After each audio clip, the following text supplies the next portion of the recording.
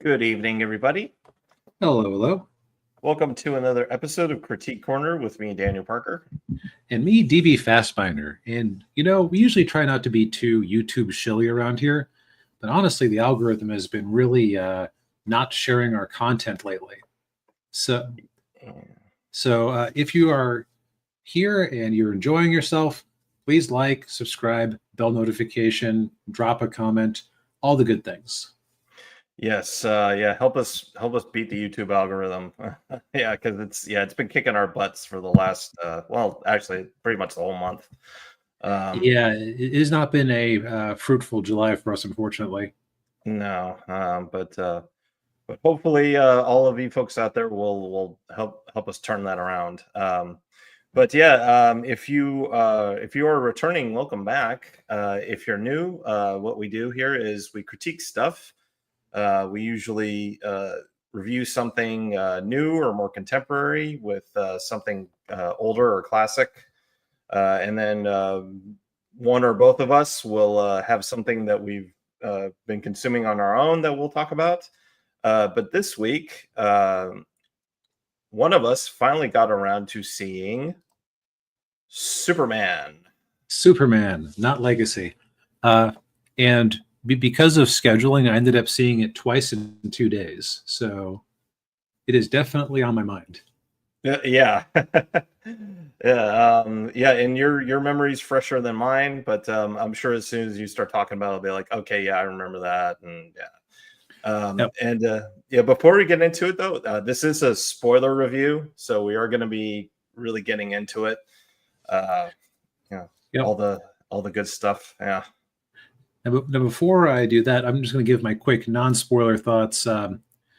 This basically feels like picking up a 1970s Superman annual in a good way.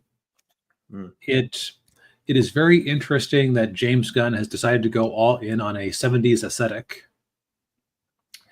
Yeah, it is. Yeah. I see that Arcos didn't like it as much as I did.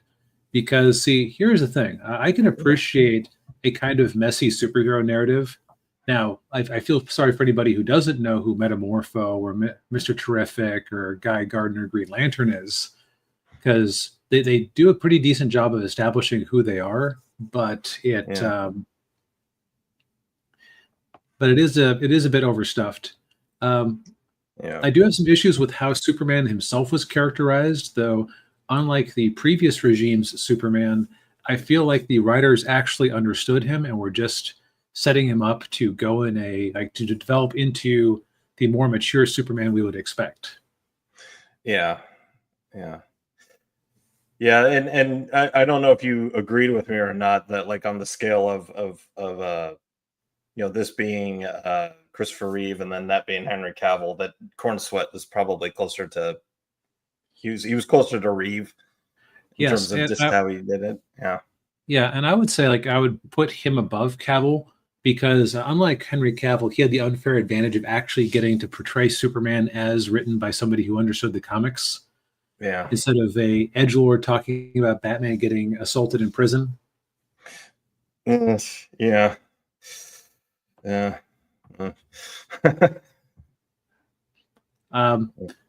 But I would just say that if you have even a passing interest in superhero movies, this one is definitely interesting and is worth your time.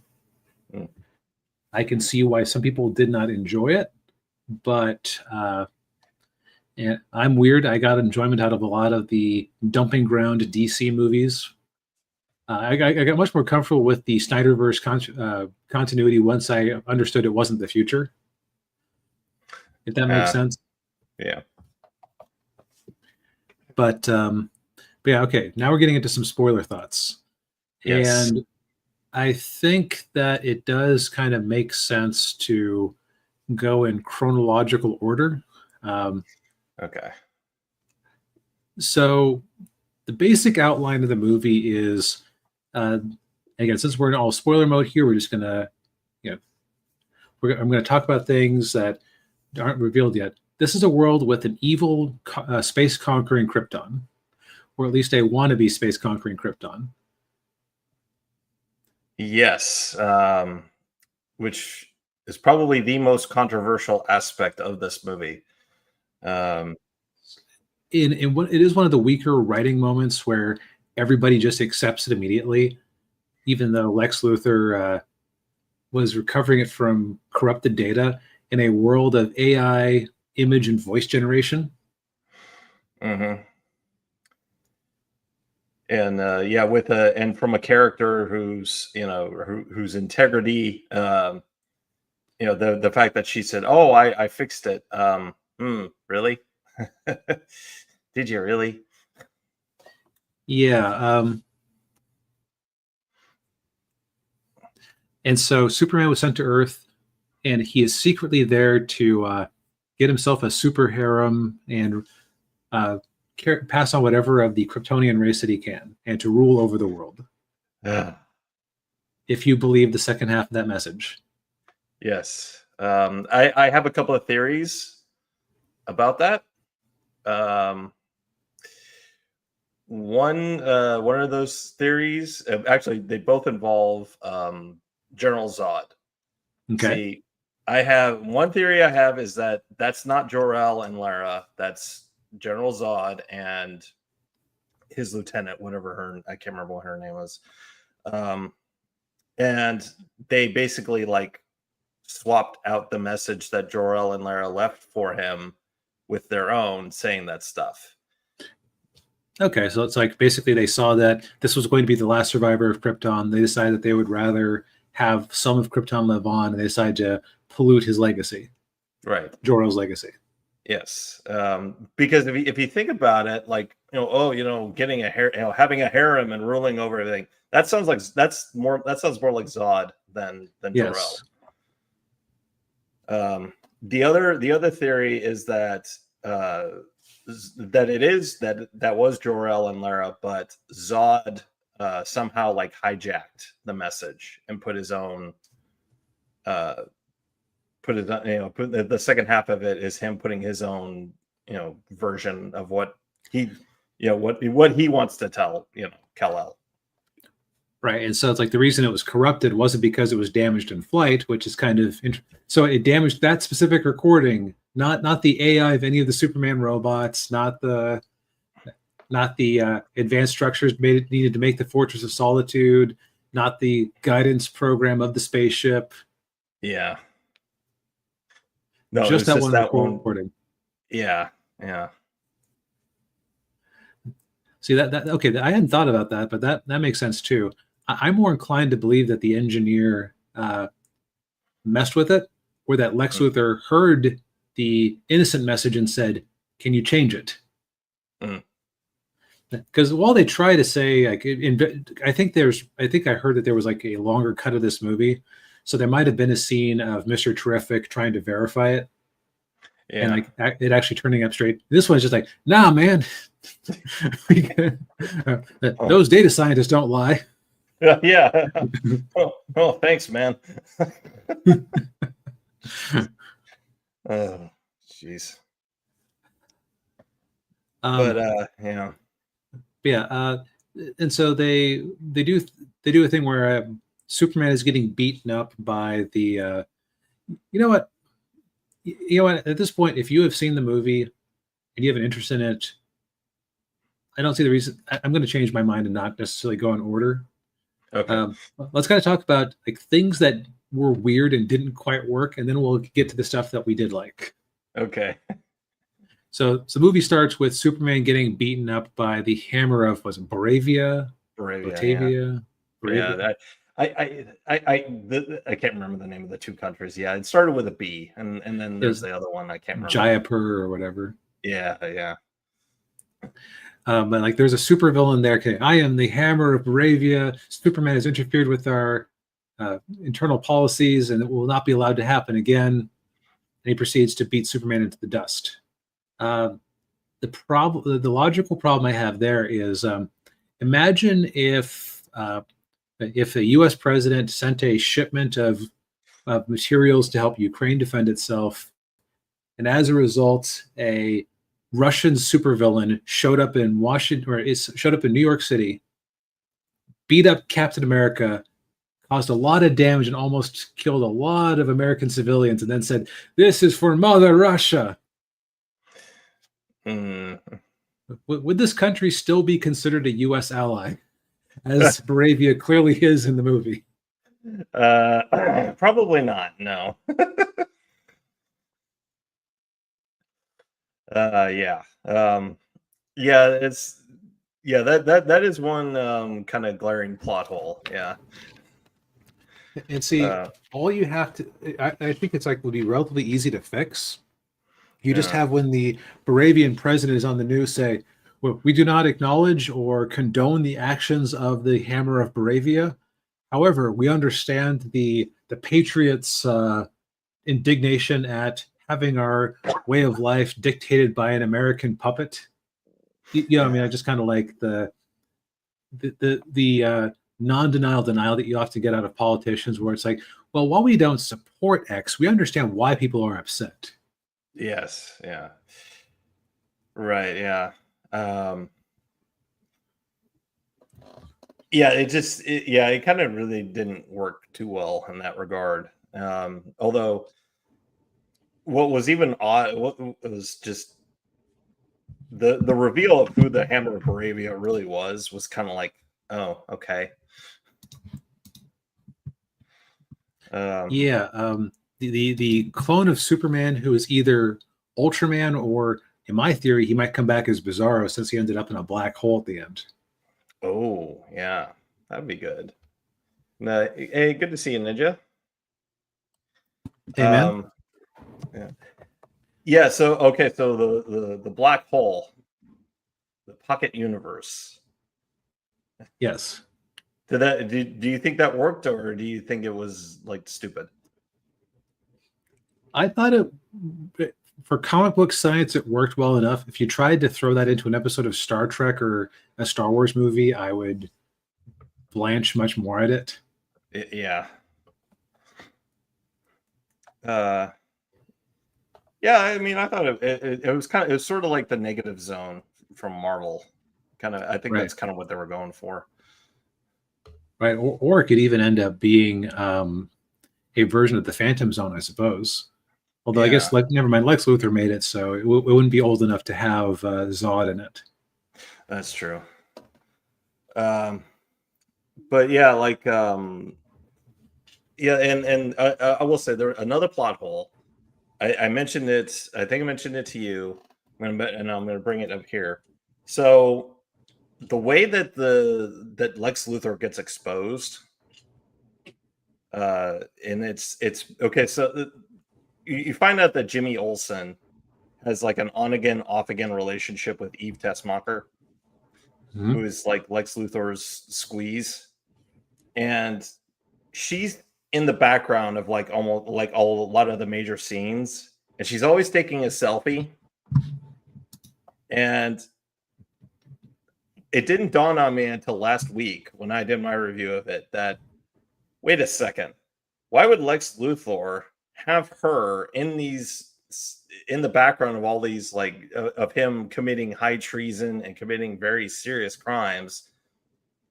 Not only like having her there, but also with her phone taking selfies around sensitive information and sensitive equipment.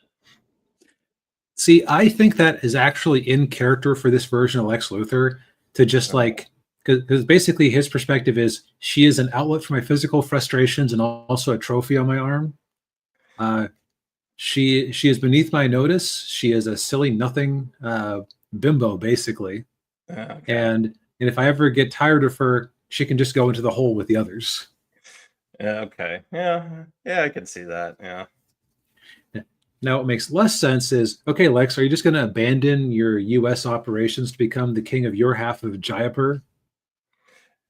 Yeah, which that country is not nearly as sophisticated as the United States. Right. Now he's probably going to try to make he would probably have been trying to make like a technocracy utopia type thing. Yeah. But by the way, were you getting like Elon Musk the way that people who hate Elon Musk see Elon Musk vibes from this movie? Kind of, yeah. Yeah, I was getting a little bit of that. Yeah. And Ninja says this version of Lex has. Yes, which many Yeah, people were seeing that as him taking a swipe at the Snyder Bros, being so angry about him getting this part and taking away their continuity. yeah. But which that's fair. That was a detail that was probably just meant to be like a silly image in his head. Yeah. And while I did say earlier that there was, how can you trust that kind of thing in a world where there's AI image generation? It occurs to me that that may not be the case, because while there are cell phones, like the rest of the tech and styling of things is kind of, like I said before, very 1970s. So maybe it's all just meant to be like super technology from the far off future of 1990X, that kind of thing. Yeah. I was just seeing the monkeys, and it reminded me of The Simpsons, with Mr. Burns having all the chimps. It was the best of times. It was the blurst of times. You stupid monkey.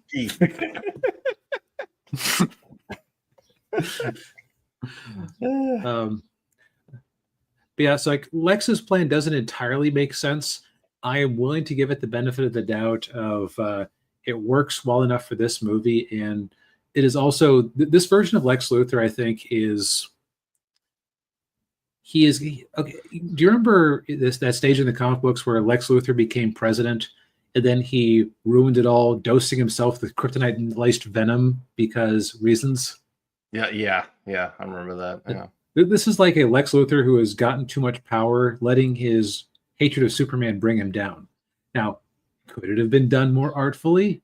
Yes, it could have. But like this is going to be a theme for when we get to like the things I did like. It is a thing where it's like the details don't entirely add up, but it's like it feels thematic and proper for the character, which I don't usually give credit for a thing like working on vibes when the actual logic doesn't work on it. But it's like I can't bring it in myself to dislike this movie because it feels like its heart is in the right place, even if the details aren't entirely. If that makes sense. No, that makes sense. Yeah. It's I think Alan Ning put it best. Like it's not a home run; it's a double. Yes, it's not a great movie. It's not reinventing the wheel, so to speak. It's just it is a fun comic book superhero movie that isn't what is it? It's not trying to it isn't overly political one way or the other. Right, it isn't preaching at you. Yes. Yeah. Now Ninja says, Lex clearly states that the country is a bonus as his main goal of getting permission to kill Superman. Yes, but what I'm saying is that when he ended up getting half of the country, like what was going to actually happen at that point? Like, sure. Yeah. Like, okay, like I'm gonna draw you a scenario here. Imagine that I don't feel like making the Elon Musk comparison again. Imagine that who's the head of Microsoft these days? Not Bill Gates. It's not Ballmer, is it? No, Ballmer's been gone for a while. Okay. It is Satya Nadella. That's right. Okay, imagine that Satya Nadella was scheming with the government of India, and he's from India, so that might be too on the nose. Scheming with the government of Brazil, and Brazil is trying to conquer Uruguay, and Satya Nadella uses his Microsoft connections and government ties to help make this happen, make it possible. But he secretly is trying to take down the head of Google in the process. At the end of the day, it turns out that Satya, gets half of Uruguay. That's going to be like, why are you conspiring with a foreign power to invade a sovereign country? I feel like there's there are going to be some questions involved. Yeah, yeah. Well, yeah. What would he be considered a traitor to the United States? And like, okay, even if he goes to that the other country and rules over it, like, okay, well, you're considered an enemy of the United States now, and you're a criminal. We're gonna send SEAL Team 6 in to get you. Right. Yeah, What's the game plan? Like what's the longevity of this state of being a techno king of a half country? yeah, yeah. That's all I'm saying is that and also it is a felony to bear false witness to the federal government, especially the way he was doing it. So at the very least, they could get him on that. Oh yeah, yeah. But yeah, I mean, yeah, as Tony Stark would say, not a great plan. um, okay, so I'm trying to think. Was there anything else I had an issue with? This is a petty nitpick. Okay. The actress who played Hawk Girl was fine enough in the role because she is kind of playing the Justice League Unlimited short badass with the temper version that people like so well. Stop with the stupid hawk screeches every time she attacks. It doesn't sound good. Yeah, that got annoying after a while. Also, you were mentioning earlier that you mentioned last week that you thought that the comic relief never really hit. Yeah, I think I had it hit for me a few more times than you did, but there were definitely some jokes that fell a bit flat. Yeah. Well, see, Ninja actually likes the hawk screeches, so reasonable minds will differ. Yes. Yeah, I just thought that like there were moments in there where like there was kind of like inappropriate humor moments. There's like, right. okay, It wasn't you're doing not as many as a typical Marvel movie these days, but still a couple. Yeah, and they were trying really hard to kind of have Superman be like more dorky than previous iterations, and it's like, okay, and I didn't really land, a couple of times it didn't really land all that well. And and Ninja points this out. Yeah, Mr. Terrific's slow door opening. See, both theaters I was in, that got a big laugh. So that's another case of reasonable minds will differ. Yeah, we got a couple of. I think my theater had a couple of chuckles, but I was kind of sitting there going, it was a jerk. Long, it was the jerk style, overly long build up joke. Yeah. It isn't anything. Let's see here. And then I'd say that my biggest thing is that while I think that they had the right idea for Superman, he's kind of too much of the conflict avoidant millennial. And I think I can kind of see the logic behind the way he was portrayed in that, okay, like imagine that you can solve any problem with immediate violence, but you restrain yourself. But you feel so strongly, and you're kind of doted on by what seemed to be a very permissive and kind version of Ma and Pa Kent. Yeah. So he just not socialized entirely well to deal with conflict. Yeah. Yeah, you could definitely tell that with when he does his interview with Lois Lane and him getting frustrated. Right. Yeah. And on a second viewing, that scene was a little bit harder to watch just because it felt like it was kind of forcing that plot, or forcing the plot to happen a bit. But overall, I liked their relationship. Like they had more chemistry and banter in like even the worst scene than Amy Adams and Henry Cavill managed to in multiple Superman movies. Yeah. And he didn't even climb into a bath with her. Yeah. Jeez. Yeah, I no, I like this version of Lois Lane. Um, the actress Rachel Brosnahan, I believe is her. I think that's how you pronounce her name. I've seen her in other things. She was really good on House of Cards. And she was on another show on Amazon Prime. I can't remember the name of it, where she played like a stand-up comedian. Um, but I like this version of her. Like it would seem more of a not quite as snipey or snidey or as like Margot Kidder's version or like Yes. the animated series version. Yeah, and it definitely is playing in that Superman the animated series wheelhouse there. Yeah. But yeah, it's like Superman himself again. Just I feel like he was off because he cared so much. If that makes sense. Like it's Yeah. not just he was an awkward man child. It's just that it's almost like he's a good person who doesn't understand how everybody else can't see things the way he does and just gets frustrated. Yeah.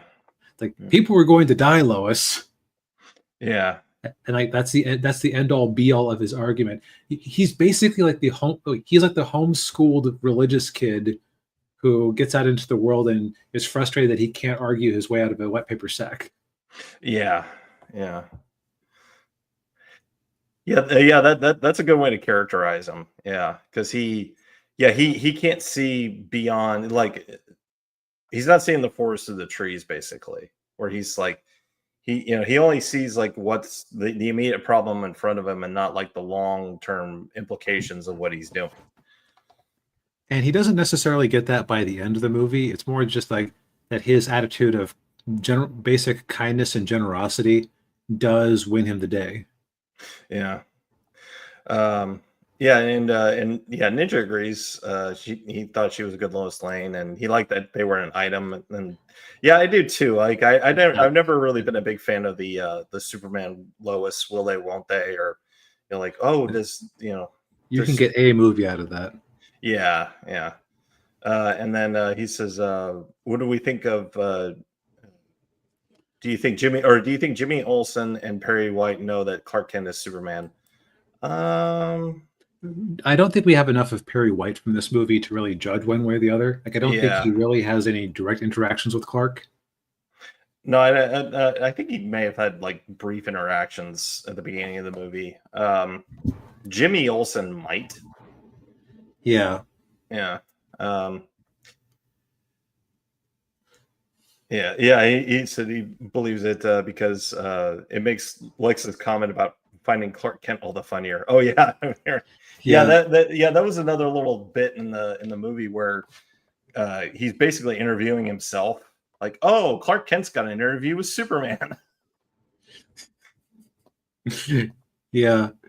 And also, like, when Superman was threatening to kill people that Superman knew, he does actually kill someone, and then he says, well, maybe I'll get that Clark Kent guy you're always being interviewed by next. Like, yeah, good luck with that. That's actually feels like a callback to the John Byrne version of Superman, where there was a storyline where Lex and a data analyst scientist who he seduced kind of forcefully, me too, if you will.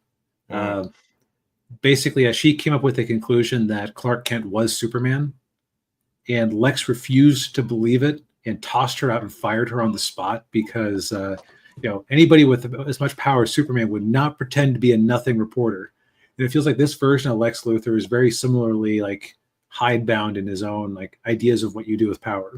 Oh yeah.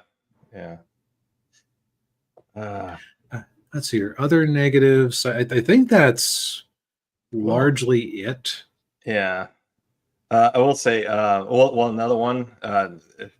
We've got to mention the cameo at the end of the movie. Okay. So Supergirl, the Woman of Tomorrow, this version clearly based on the Tom King comic book from a few years back of the same name, which is basically just True Grit, but you plop in Supergirl on an alien planet where she's depowered a bit because she needs to be under a red sun to drink. Yeah. And get a buzz. My only thought that this could possibly end up being better than the Tom King version is that Tom King is a joyless man who enjoys the sensation of being miserable for its own sake. Yeah. And it shows up in his writing. But this version of it, like I called her Kesha Supergirl. Definitely waking up in the morning and feeling like P. Diddy. Yeah. Which means something different than it did in 2009. Brushing your teeth with a bottle of Jack. Yeah. Like this is definitely a much more happy party girl than what I recall from what I read of Supergirl Woman of Tomorrow. So yeah, maybe we luck out there, and it's just because okay, there would be something kind of fun about like a Paris Hiltoning through space, and just using like enhanced strength to bulldoze her way through problems. Yeah. While while having a big hangover. Yeah. Now, the other thing about her presence, though, is, and she has to come in and out of the movie very quickly because the logical thing, like, cousin, hold up a second, are we a race of space conquerors? Is this a legit message? Yeah. Yeah. Yeah, they kind of glossed over that. Yeah. But yeah, so those are the negatives. I think I just ended up starting there because they were primary on my mind. I also I'll give one more negative, and this is more just a boy. I guess they really wanted. I guess Jim Lee really wanted to have some sort of royalties from his engineer character because I'm pretty sure she's a Wildstorm character that they have adopted.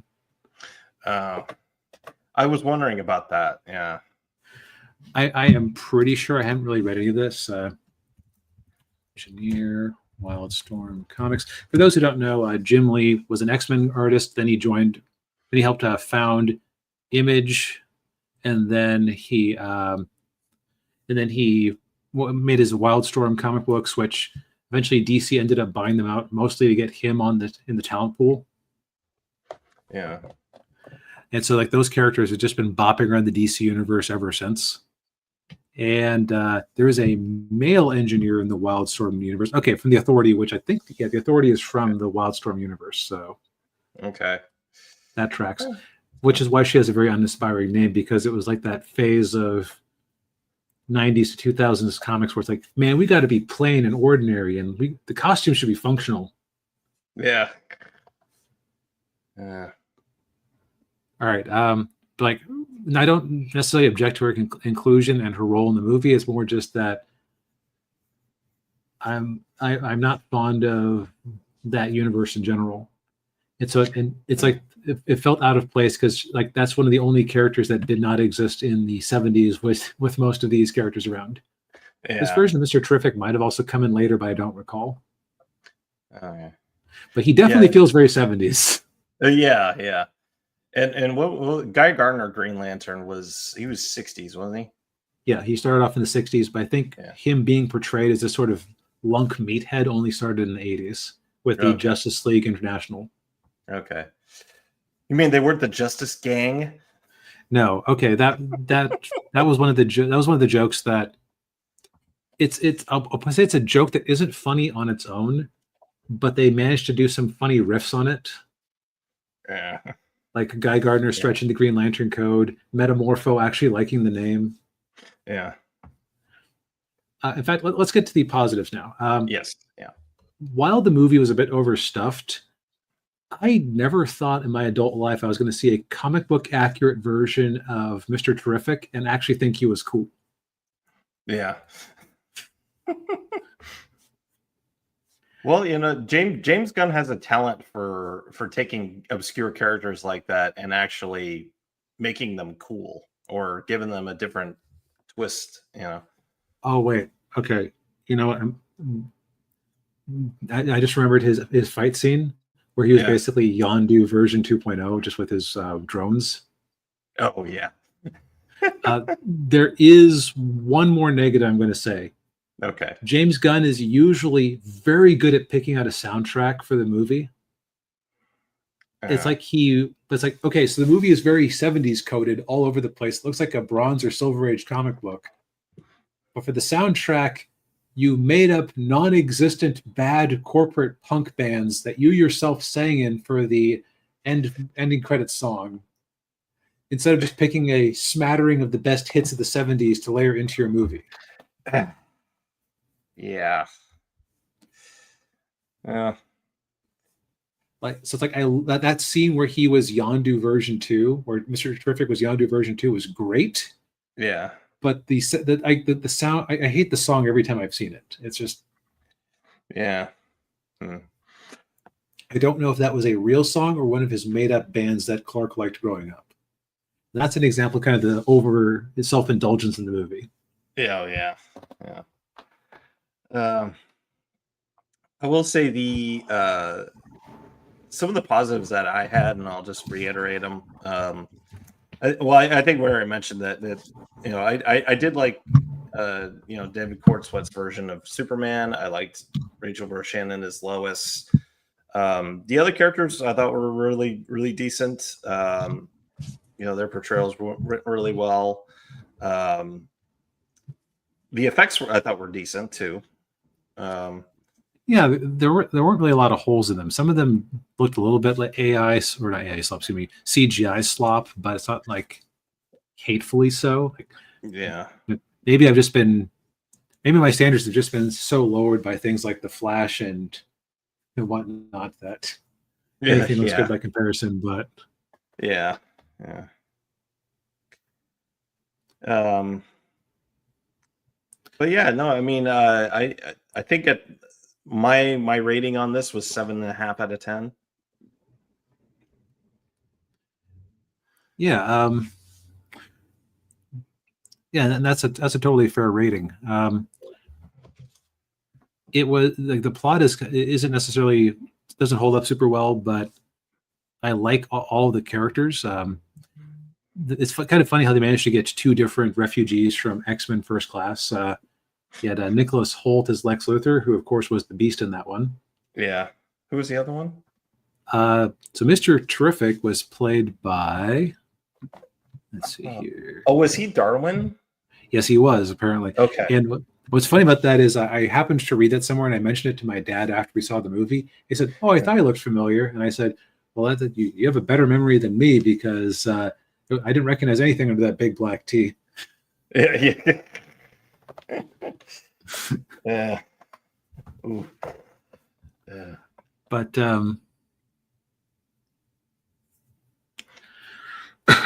yeah, so even though I can take some issues with Lex Luthor's plan, I never doubted Lex Luthor. I liked watching him do his thing. He did kind of remind me of some people I know who can be very powerful and overbearing. Mm-hmm. Just like if they had no filter. I think that's the other thing, is that he just had no filter for so many years that he let himself get sloppy. Oh yeah. But like I loved how he spent all that time analyzing Superman, just like 1A, 4B, 75C. I just had worked out all these maneuvers to feed to Ultraman to beat up Superman. Mm-hmm. Yeah. I liked how they gave Metamorpho a little shine. Mm-hmm. Now, like, they made him look bad, although they never really explained why he has a Martian baby. I think that was like a later element, but I forget when that would have come up. Like they basically showed he was a good man being forced to do bad things. Yeah. And he got to redeem himself in the end, which is nice. Yeah. It's also another little James Gunn thing in there too. Yeah, little something that he does, and he did that, and I think he did that in quite a few of the Guardians movies. Right. Yeah. Let's see here. Guy Gardner was he was kind of made to play Guy Gardner. Fillion was, which is funny considering that they've had him be Hal Jordan in a bunch of their animation movies over the last decade or so. Yeah. Well, he was probably too old to play Hal Jordan at this point. So you got to. Technically, he's too old to play Guy Gardner, but he definitely has the persona down. Yeah. Also, I find it funny that everybody online is complaining about Superman saving a squirrel, and it's like if it was a kitten, you wouldn't have even blinked. Oh yeah. Well, apparently, I read somewhere that James Gunn actually took that scene out because at first he took it out because the test audiences didn't like it, but then he watched it without that scene and he was like, I really like that scene, and he put it back in. Right. I would call that a good instance of self-indulgence because it does just show that Superman is a big softie. Yeah.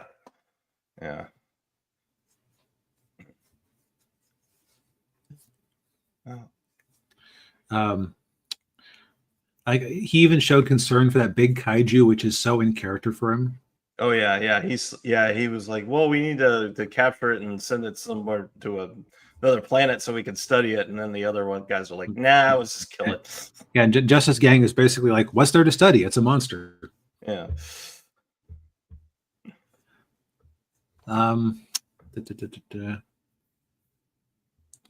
We already touched on how Superman feels. He feels very kind. Okay, so what was your opinion on Crypto? Too little, too much, not enough? I would say probably too much. Yeah, there was maybe a little bit too much of him. There was a dog in my life who is similarly kind of wild like that, and so I just kept thinking that, like, just very much like doesn't really growl at you much, but definitely loves to say hi with teeth, and is just too excited. Like she particularly likes me and is always way too excited to see me. And can like start, and like especially when she was a puppy, she would jump around and claw at you, and she'll still like bark at me if I sit in a chair instead of on the couch where she can come up and say hi. No. When I go over to visit. So it's just like that definitely feels like a dog that is a little bit out of control. Yeah. So it's like his scenes, the Crypto scenes definitely felt very true to me. Yeah. But yeah, there probably could have been a couple fewer of them, but and my dad thought that they had a real dog for some scenes. I was of the opinion he was 100% CGI. What did your eyes tell you? Probably a little bit of both. They probably had a real dog for some kind of the closer up scenes, and then like the scenes where he's like really animated and like where he's really jumping up and down and doing all stuff, that he was definitely CGI. I would say he was definitely CGI when they're at the farmhouse and he's in Superman's laying on the bed and he's got his head on his chest and looking at him. That was definitely a CGI. Yeah, I think I recall hearing that the way they are portraying portraying Superdog here is it's based on James Gunn's dog. So maybe they scanned him in. Yeah, probably. Yeah. But yeah, that was like a cute little thing. Like again, it was overdone a bit, but also I was very confused about the whole, is that your dog? No, it's kind of a foster thing. It's like, is that a joke that he's adopted? No, he literally just was looking after him while Supergirl was out of town. Yeah. Yeah, she's like, where's my dog?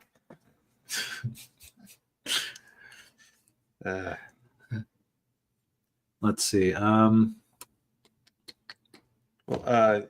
don't you continue? I will be right back. Okay. I think I basically have gone over everything I wanted to go over.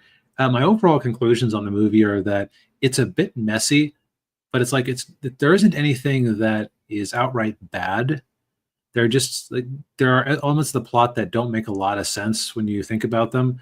Although both times I watched it, it felt right, if that makes sense.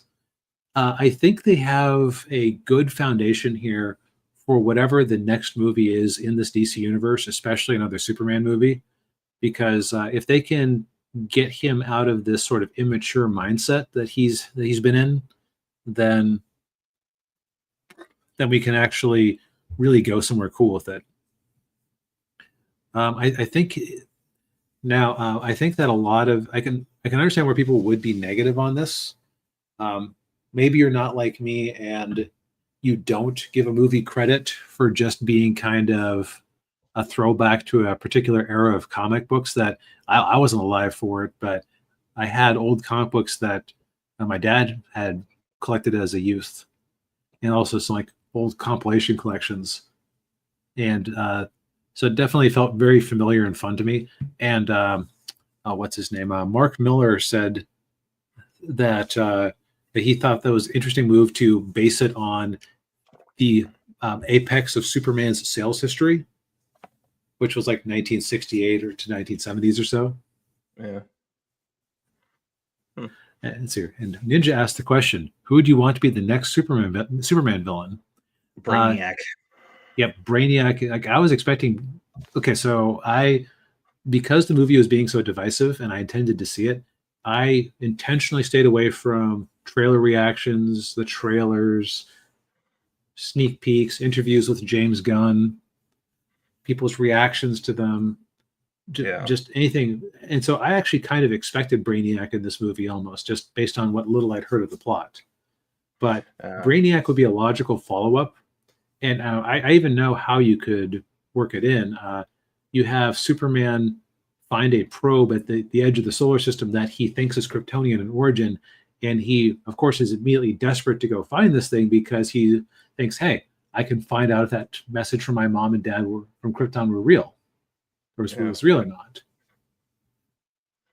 Then he brings Brainiac back to Earth and then starts hacking technology. Maybe even pretending to be on his side at first. Yeah. You could even have Brainiac be from Krypton like he has been in previous iterations. Oh, right. That's what I'm saying. Like he's from Krypton, so Superman is kind of like Superman in the animated series. Like he's very excited to run into Brainiac at first until he finds out what's actually going on. Yeah.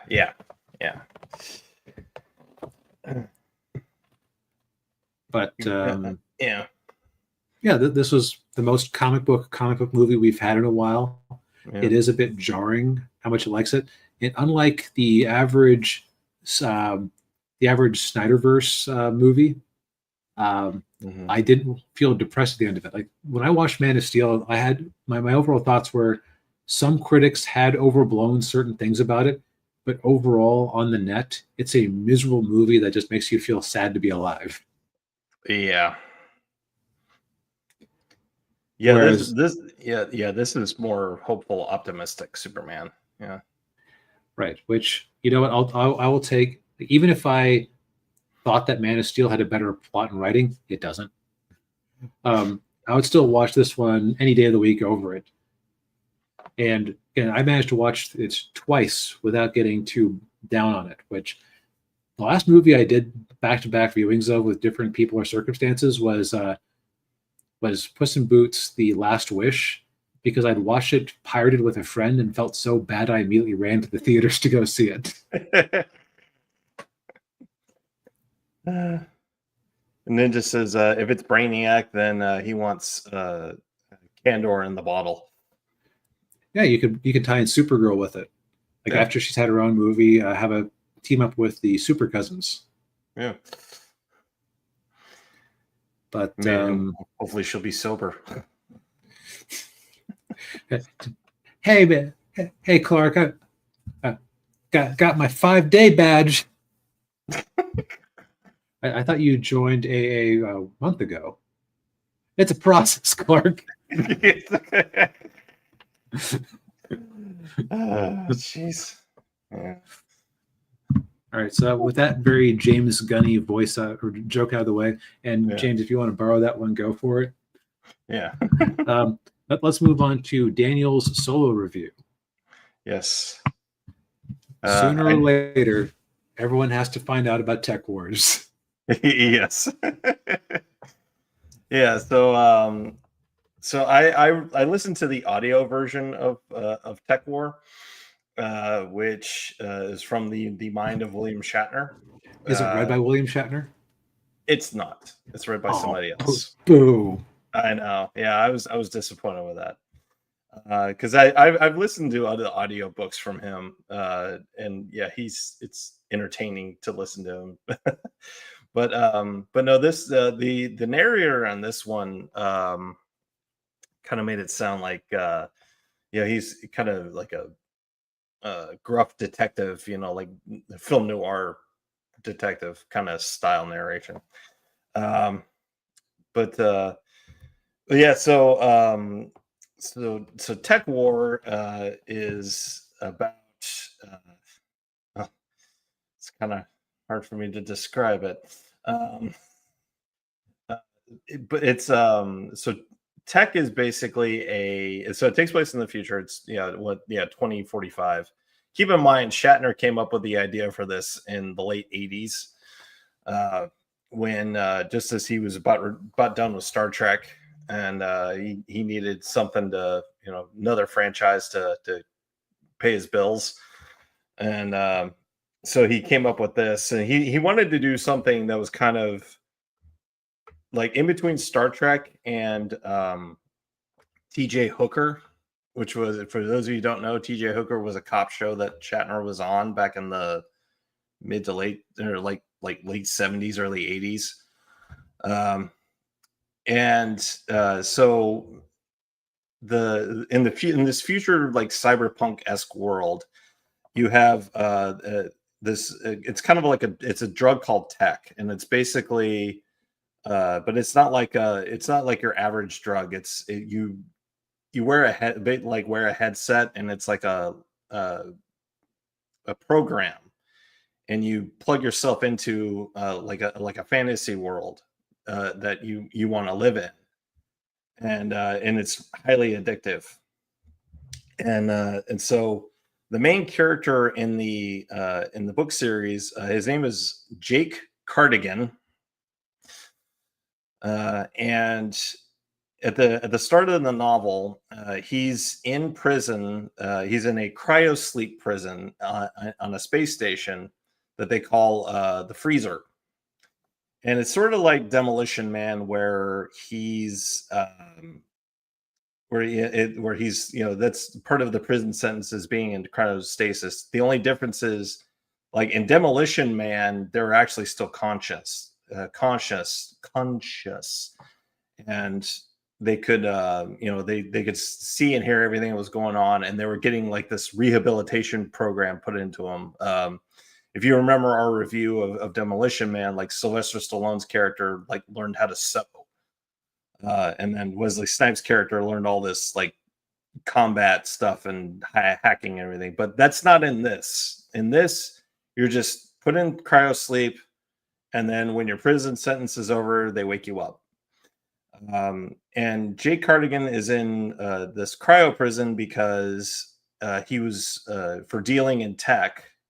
He is a tech addict, but he's in prison up there for dealing tech, even though he was actually framed. He was set up. He didn't do it, but he gets sent into this prison for 15 years, but he gets woken up after 4 years. And he's woken up because there's a case that he's woken up by this private detective agency called Cosmos, and he's assigned to look for these two scientists, as a father and a daughter, and they're somewhere in Mexico, and part of the whole thing is that there's this revolutionary leader. She goes by the name War Bride, and Jake is like an old lover of hers, and so he's got to go into Mexico to find these two scientists, and it gets really just convoluted. Like the whole plots and subplots just get very interwoven, and it's kind of just like this one big like mess of like it's okay. So like Shatner's writing style is very, he likes to put in, he's very wordy, and he likes to put in a lot of details that you don't really necessarily need. Like sort of a classic purple prose first time writing, wanting to get everything across type.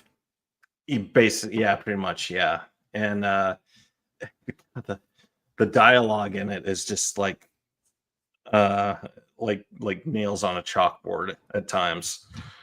It's just like oh, like um I will say the overall premise isn't bad. Like, I mean, the universe that he set up is an interesting one.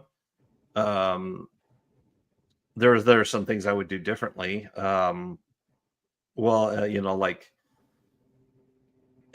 having having more consequences for using tech. Like, now keep in mind, I only did the first book, so I haven't read any of the other ones. I think they're like, I can't remember how many books are in this series. Like health consequences for doing it, like psychological or physical, because it's not really established like why tech is so bad, other than it's just it's like it's taking you out of reality, I guess. That kind of shows you how societal expectations have kind of changed. I was like, it would be like, I don't know, it's a drug that makes you commit adultery. That's inherently bad. You have somebody who's just like, what's wrong with cheating? What? Yeah. Yeah. That's definitely a good way of looking at it. The other part of it too is so while Jake was in prison, his wife divorced him, and of course, and she moved to Mexico with their son. And there's this whole kind of like thing where he's trying to find his wife, and then but she doesn't want to be found, and there's this whole subplot where he discovers that she was actually having an affair with her boss, and then when he got sent to prison, she went back to his boss, and it's just kind of an odd like little drama there. Overall, it's just, I mean, like I said, I like the concept. I like the the universe they set up. Like, they don't live in, it's not LA, it's Greater Los Angeles, GLA. So I'm assuming it's like, so this is like Greater LA or whatever. Yeah, Greater LA. So it's like, I mean, like Pasadena and Santa Monica, Anaheim, all the above, Malibu.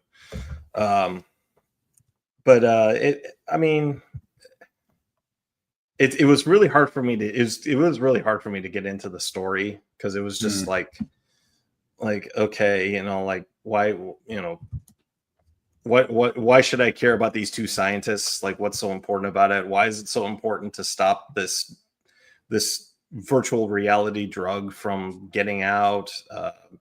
The other part of it too is at the beginning of the novel, Jake uses tech, and then his old partner his partner shows up and snaps him out of it, and his addiction to tech is never brought up again. They just kind of forget about it. So there are people who can use it without becoming completely enthralled with it. Yeah, it sounds like it. Yeah, or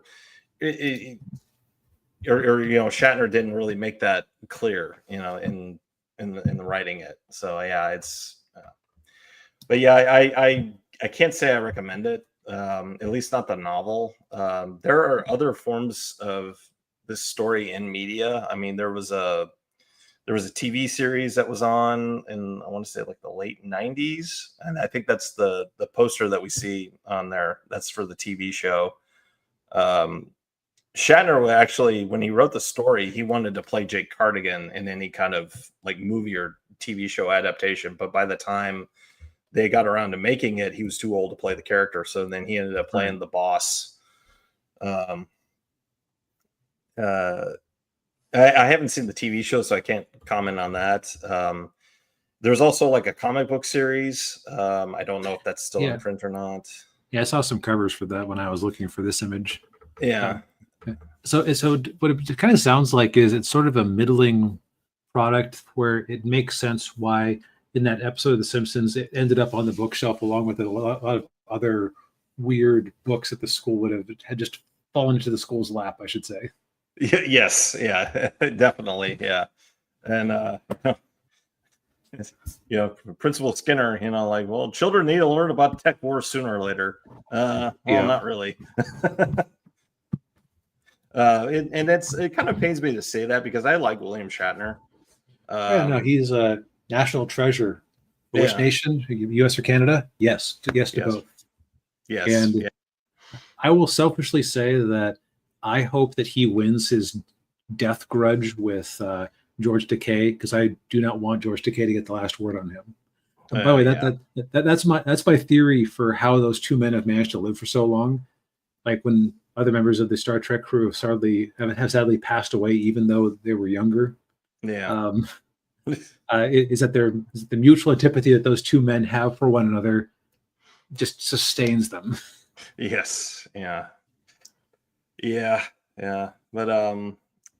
But yeah, I can't really necessarily recommend the book. And I probably won't be listening to any of the other audio versions of the rest of the series. So now, speaking of things that people should get to sooner or later. Yes. So this has been on our watch list for a bit. The 1976 version of Midway. Yes. For those of you who are wondering, this is, of course, the depiction of the Battle of Midway during World War II, which is seen by many historians, except for one of my brother's college professors, as the turning point in the war in the Pacific against the Japanese. Because the final result of it was that the United States managed to wipe out. I don't recall. Did they wipe out 3 of the 4 or 4 of the 4? All 4 carriers. They took all 4. I couldn't recall if any of them managed to be recovered or not in real life, but it's like 4 of the 4 carriers that were sent to assault Midway Island, which was a important U.S. Station for getting things from the West Coast and Hawaii out to the East Pacific. Yes. Well, West Pacific. West Pacific, I should say. Yeah. And the first part of the movie is basically the U.S. Everybody in the U.S. naval intelligence and everybody trying to figure out like where the Japanese are going to attack next, and they're able to piece together all the coded information that yes, they are going after Midway, despite what a lot of people in Washington thought. They thought that the Japanese were going to be hitting Hawaii and the West Coast. Right. Which, I mean, that there was a reason that there was such a panic and that resulted in Japanese internment. Not saying that was the right choice to make. Quick sidebar. There is a video that the Fat Electrician came out with that as part of the story of, I forget what the name of the unit, but there was basically this group of Japanese Americans who were sent to Germany to fight, or the Western theater. And in the process of that story, they go into part of why Japanese internment happened. It's like, okay, it's an awful, shameful event, but with what happened on this island in the immediate aftermath of the Pearl Harbor attack, I can see why people would panic. Yeah. Because it turns out there were some traitors in the midst, or at least one. Yes. Yeah. And that's that was actually a subplot in the movie too. Right. Charlton Heston's character's son had fallen in love with a Japanese woman, and so he was trying to use whatever pull he had with the military to get her checked out and see if he could get her out of internment. Yeah. And the cast is really good in this movie. I mean, like it is just stacked.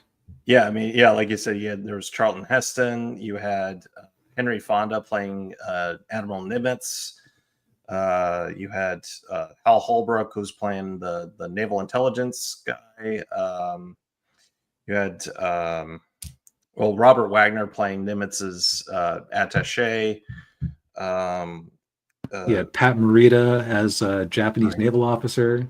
Yeah, yeah, and the actor, I can't remember his name, but the actor who plays Yamamoto, he was in Seven Samurai, and the guy and the other Japanese admiral, Namuro, the actor, that actor, he was Toshiro Mifune.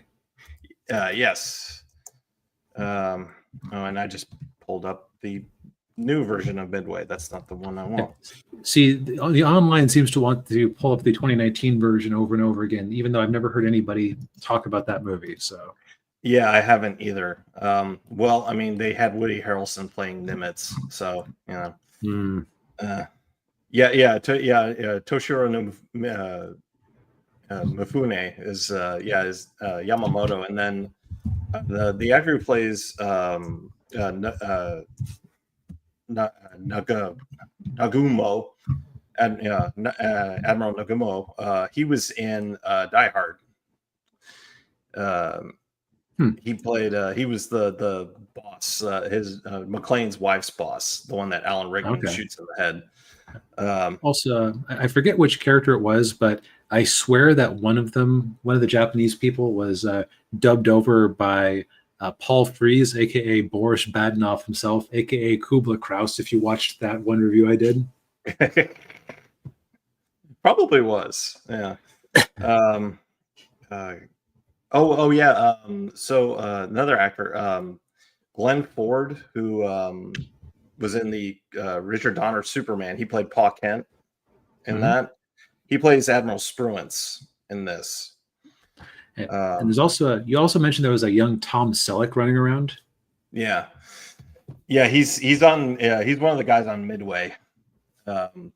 He's kind of hard to recognize because he doesn't have his mustache. So he was one of the guys who's like on the beach mounting the defense. Yeah. And Ninja mentions the 442nd Infantry. Yeah, American Samurai. Yeah. Yep. I strongly recommend that video if you have any interest in World War II in general, and his channel in general, because he is very good at finding obscure people who have been kind of forgotten and bringing their stories to light. Yeah. So the first part of this movie. I was gonna say one other thing. John Williams did the soundtrack. Yes. Yeah. This was only a year after Jaws. And a year before Star Wars. So now we know what he was doing in the interim. Yes. Another actor, Robert Meacham, is in this. He plays Halsey. And that's one of the plot points in the movie is Halsey was originally supposed to command the force at Midway, but then he got like this like skin like rash or something. And there was a great scene where he's in the hospital and Nimitz is talking to him and says, "Well, who would you want replacing you?" And like he doesn't even skip a beat, doesn't even hesitate. And he says Spruance, even though Spruance is not a carrier guy, which ended up being if you know anything about the Battle of Midway, that was a huge decision. But yeah, so like the first part of the movie is basically like the setup of it and them figuring out that they're going after Midway, and then the second half of it is them sending the carrier, the U.S. sending our carriers out there to Midway. So we had three. There was the Enterprise, the Hornet, and the Yorktown. Now the thing with the Yorktown was that it was badly damaged in another battle, and at first they were saying, "Oh, well, it's going to take like 3 months for it to be fully operational." And Nimitz is like, "You got 2 days." Yeah, we kind of need that. I also just want to say that the thought that immediately came to my mind during the whole intelligence operation scene was how they managed to be so much more interesting than the entirety of that Operation Mincemeat movie we tried on Netflix a few months back. Probably because it was more intricate because there was a lot more moving, there were more moving parts with this than there was with Right. Mincemeat. I thought it was just very clever that how they figured out. So they kind of did the thing that you do when you're trying to test for leaks in an organization. They basically said, okay, we think that when the Japanese use the code AF, I most remember it being AF for Midway because it's the modern parlance of as fudge. Yeah. It's like, okay, we think that when they say AF, they mean Midway, but we need a way to verify that. And so they feed a bit of garbage information about the water boiler on the island to Midway, like broadcast this out. Hey, there's nothing wrong with the water boiler. Broadcast it. That's the order I got. Yeah. And so they intercept it, and yes, on Island AO, they're having problems with, or excuse me, AF, they're having problems with their water boiler. Just like, yeah, like that was clever. That was fun. That was sneaky. Yeah. I still maintain that Operation Mincemeat movie should have been a YouTube video, but that's neither here nor there. Yeah. Especially since they put in that unnecessary romantic subplot. And this movie even technically had an unnecessary romantic subplot that did a good job of establishing what was happening with Japanese internment at the time. Yeah. Oh. Ninja says he says the funniest part of the planning of Midway was that the Japanese command did a war game of the battle. One of the younger officers placed the U.S. forces already at Midway, which was promptly rejected. Yeah, well, yeah, because basically the Japanese thought there was no way that the Yorktown was up and running. Yeah, because they knew it was damaged, and they had no way of knowing that the U.S. had intercepted their plans to attack Midway. They were doing a feint towards the Aleutian Islands to try and draw away any defenders. And Washington, D.C. was convinced, even though they had gotten that intelligence data, that it was all a farce and they were going to go for Hawaii. So the U.S. had to place its carriers such that they could swing up to try to defend Hawaii if it came to that. Yeah. And Ninja's right, because the senior officers underestimated the ability of U.S. Naval Command in code breaking. Yeah, it never pays well to underestimate your enemy. No, it doesn't. Once the battle actually joins, it is. I knew about the battle, but I'd kind of forgotten some of the fine details. The whole thing was just kind of everybody groping around in the dark at each other because, of course, they had radar at this point, but it wasn't anything too sophisticated. No satellites. They were reliant on their scout planes. There was just a bunch of dumb luck for the U.S. It was, yeah. Especially with the fact that they didn't know that the Enterprise and the Hornet were there.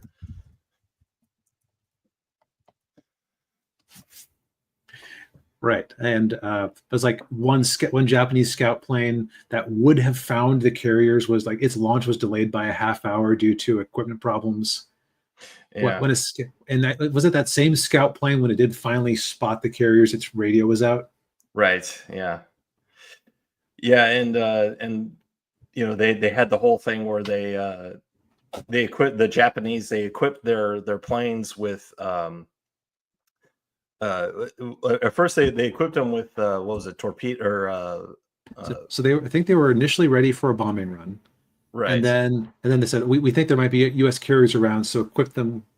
Actually, at the very least, it was like they had to either choose to equip the airplanes with a bomb or a torpedo. The bomb would have been useful for attacking Midway, which they did get one run off there where they just completely destroyed the local defenders, the local air defenders with no losses, as I recall. Right. But they didn't take out the airfields. Right. So they could still launch airplanes from there. So it's like, okay, well, we need to go back in there and take out the airfields. Oh, but there might be ships around. Oh, but where are we attacking? So I think they like dithered around and switched between loading up bombs or torpedoes twice. And so by the time it must have been torpedoes, bombs, torpedoes, because they were in theory ready for the right target on the last go around until a lucky dive bomber made it all moot. Yeah. Yes. Yeah. So, yeah, I thought it was very well done with showing how the decisions that were made on both sides, and figuring out, like, and the right thing they did, the right things they did, and the wrong things that they did, and Right, like yeah, the U.S. groped around the dark a lot. The first waves of bombers accomplished nothing yeah. because they just weren't coordinated. Yeah, and they also were having issues with, like, the electronics with their bombs. So, like, they would arm the bombs, but then their bombs all dropped off, even though they weren't dropping them. So, like, I think like half of their bombers, like, lost all their bombs into the water. Right. Those types of fuses were a problem for the U.S. in general. I think like half of the torpedoes we fired in World War II did not actually detonate. Mm, yeah. Yeah, and Ninja says that the funny thing in the battle is that Yorktown was hit by two separate attacks. The Japanese thought they destroyed two different carriers, right? Because of the repair in the Yorktown were, yeah. Right. They took a big hit, managed to get the boiler back up in like 2 hours or something crazy like that. Yeah, yeah. And the thing of it is that they did a very good job of showing both sides, and it is just like there was a lot of for want of a nail situations in it. Like, for want of a nail, the rider was lost or the shoe was lost for loss of a shoe. The horse was lost for loss of a horse. The rider was lost for loss of a rider. The war was lost, or the battle was lost, or however that goes. Yeah. But it's like nobody was stupid. Everybody was making reasonably competent decisions. Although they were saying that the one admiral who had launched the Pearl Harbor attack was being oddly skittish. But I think it's different launching a sucker punch than like knowing there's an enemy out there but not being sure where they are. Yeah. That was that Yamamoto? I forget who it was. But yeah, it was. Yeah. I was just going to say, the movie is also very realistic about injuries. Yeah. Yeah, what was this movie rated? Was it PG? I haven't seen a rating on it. Yeah, it's PG. Okay. Yeah. Well, this was before PG-13, so. Right. Yeah. PG-13 was around. It would have gotten that rating. But yeah, there was some. Yeah, there's one scene. I won't say who it was, but one of the characters' arms get burned very badly. Yeah, that was pretty grim. Yeah. But yeah, I mean, this was a really good war movie. Very detailed about the Battle of Midway. And I would also say excellent use of using footage from the actual battle and interspersing it with the footage from the movie. Kind of gave it like a documentary feel to it. Right. Like I think there's some stuff with miniatures, some stuff with surplus planes, mixed in with the documentary footage. So it's like you do get some unevenness in the film quality because, of course, something filmed in 1942 or probably just unrelated footage of planes from different battles. It's not going to be the same quality as 1970s film. Yeah. Overall, I would say that from my memory of what I saw about the battle, it was historically accurate. It did a good job of tying you in. Like, it gave you a few characters to focus on, actual pilots who, and you did feel it when some of them didn't quite make it. Yeah. It did a good job of humanizing both sides. So I'd say it's a reasonably fair and balanced take on things. Yeah, I would say so. Yeah. And I think if there's one thing I would have kind of liked, I would have maybe liked a "Where are they now?" type thing, just because I want to know, did things work out for the fighter pilot and his Japanese girlfriend? Yeah. Yeah, I was wondering that too. Yeah. I suppose I could open a book or a web search, but it's just want to know. Yeah. Or maybe they made up the whole subplot just to draw attention to the internment camp thing. I don't know. Yeah. Yeah. Oh well. Yeah. Anyway, Well, it's on Netflix at the moment. It is a recommend. yes, indeed. Highly recommend. Well, I think we've said all we need to say for tonight. And probably more. Yes. Well, thank you everybody for tuning in. We appreciate it as always. Hit the like button, subscribe to the channel if you haven't already, ring the bell, buy some books, and we'll see you next week. Night, everybody. Yep. Later, guys.